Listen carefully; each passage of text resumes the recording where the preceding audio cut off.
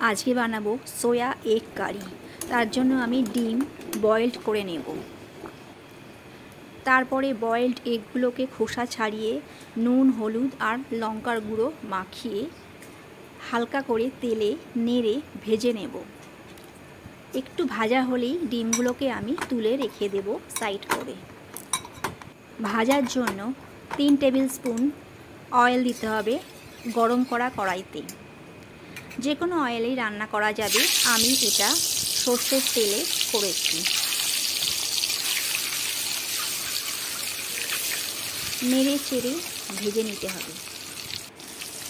তারপর আমি ডুমো ডুমো করে একটা বড় সাইজের আলু কেটে ভেজে নিয়েছি নুন হলুদ দিয়ে।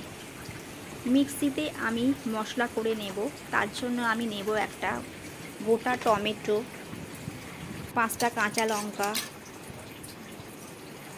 8 কোয়া রসুন, 1 ইঞ্চি আদা আর জিরের গুঁড়ো ভালো করে মিক্সিতে পেস্ট করে নেব। আর টক দইটাকে পরিমাণ মতো ফেটিয়ে রেখে দেব, এই 4 চামচ মতো দেব।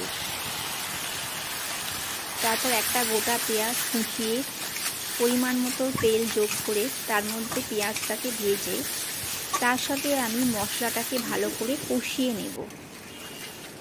কষাতে কষাতে যেই একটু তেল ছাড়বে অমনি আমি টক দই অ্যাড করব।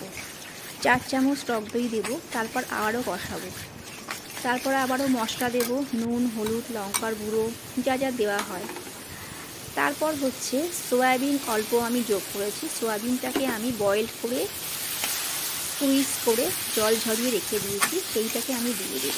দিয়ে একটু কষিয়ে নিয়ে আলু ডিম ভেজে রেখেছি, সেই আলু ডিম ভাজাও এর সঙ্গে অ্যাড করে দিয়ে একটু নাড়াচাড়া করব। একটু নাড়াচাড়া করার ফলে পরিমাণ মতো জল দেব গ্রেভি বানানোর জন্য। তো জলটা বেশি দেওয়া যাবে না, যেহেতু এখানে আমি রান্নাটা একটু মাখো মাখোই হবে। এই সোয়া এগ কারিটা আমি রাতের ডিনারের জন্য বানিয়েছি, ভাত দিয়ে খাবো বলে। চাপা দিয়ে রেখে দেব 10 মিনিট। তারপরে আমি ঢাকা তুলে 1 চামচ গরম মশলা মিশিয়ে দেব, গরম মশলা গুঁড়ো। এই হয়ে গেল